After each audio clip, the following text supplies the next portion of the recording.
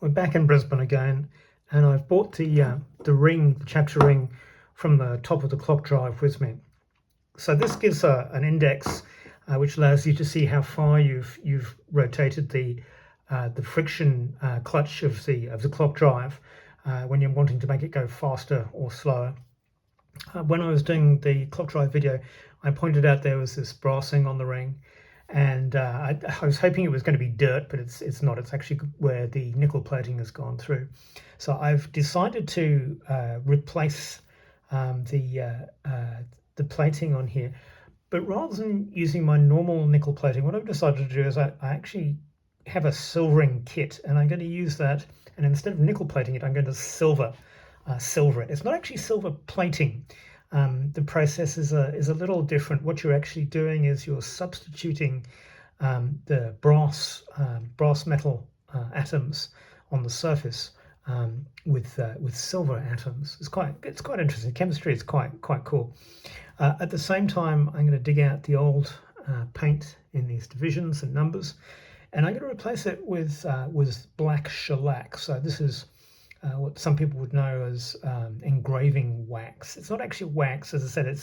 It's a shellac, and then I'm going to give the whole thing a coat with lacquer to protect it. So first off, I need to remove the rest of the nickel plating on here, and also I want to give it a little bit of a grain. So as I said, this is basically it's a chapter ring, and I want to get it so that it takes up the silver nicely, and it has a little bit of texture to it as well. Okay, first off, I'm going to do a sanding jig so that I can get this all nicely flattened. Additionally, I want to remove any scratches around where these divisions are. Otherwise, the engraving wax will bleed into them, and it'll look like sort of spider veins, and I don't want that.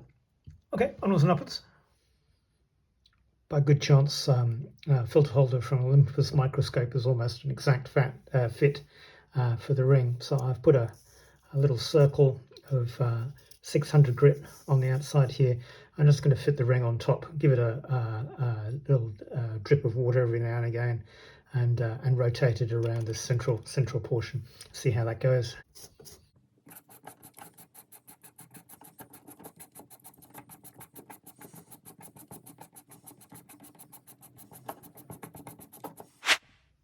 That's got the residual nickel plating off the dial.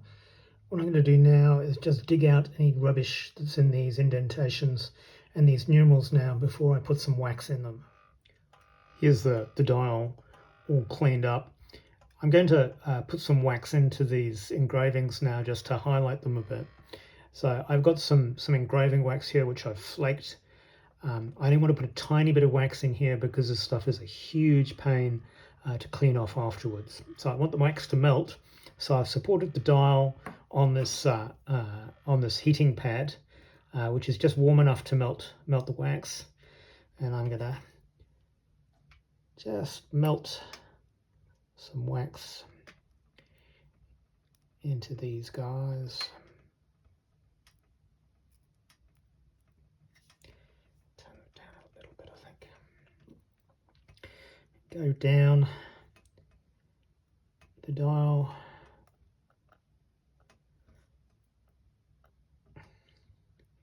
So I want the wax to be nice and liquid, so it melts into the engraving.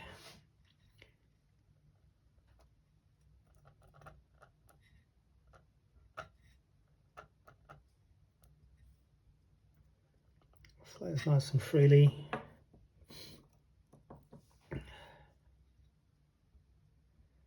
Without putting too much on.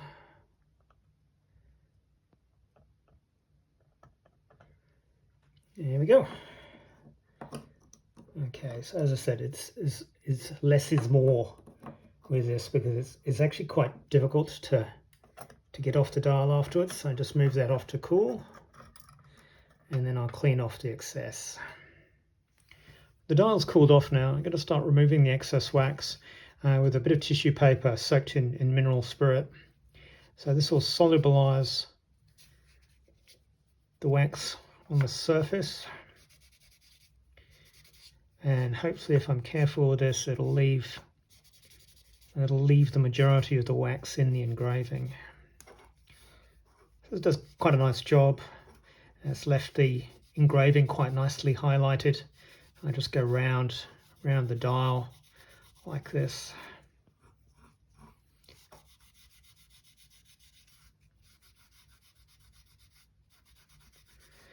And then polish everything up again. That's highlighted those figures quite nicely now. There's plenty of wax left in the engraving, so I'm happy with that. I'm going to give this another sand down to prepare it for the silvering. I'm going to be super critical here, and there are some deeper marks from the sanding which I really don't like. Additionally, some of the numerals have got a little bit of a shadow around them as well. And if we look just here, these grooves appear to have maybe a little bit of a wax stuck in them. So I'm going to put a fresh piece of sanding paper onto my jig, and I'm going to repolish this, I think, before I silver it, because I don't think this substrate is going to give a good finish the way it is at the moment. That looks much better now. So those nasty little dark streaks have gone. The areas around the engraving which were a little bit shadowed are gone as well. I've given this a rinse under tap water, and then another rinse with some demineralized water as well. And what I'm going to do now is start the silvering process. I'm actually going to use my fingers for this. So I've got the silvering powder here and a fair old bit here. I'm going to put a few drops more of demineralized water on it. Here we go. You see it bubbling a little bit, so I've got a nice paste. So some people like to do this with a bit of a with a rag, but I'm okay with a little bit of a paste. And then just rub this in, and it's important to actually rub it into the dial. Straight away we're getting this nice patina, silver patina there as the exchange starts to take place between the brass and the silver. I'm just going to go round the dial now. Yeah, nice colour developing there.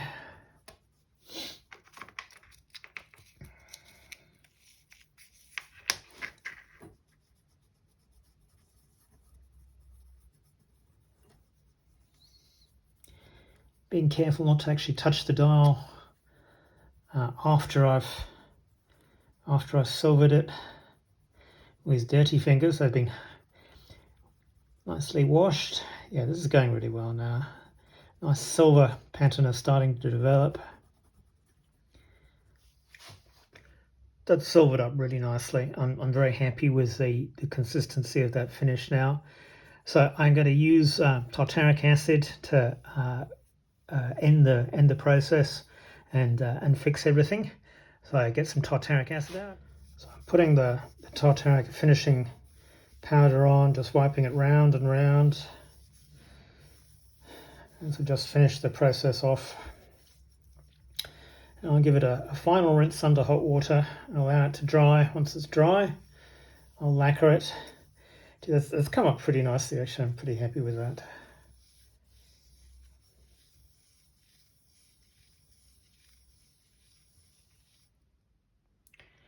Here's the dial all finished off. The silver is really nice even coverage over it. Looks very similar to the previous nickel, so I'm very happy with that. So I'll install it back on the clock drive, and then the next job will be to clean up the perspex on it.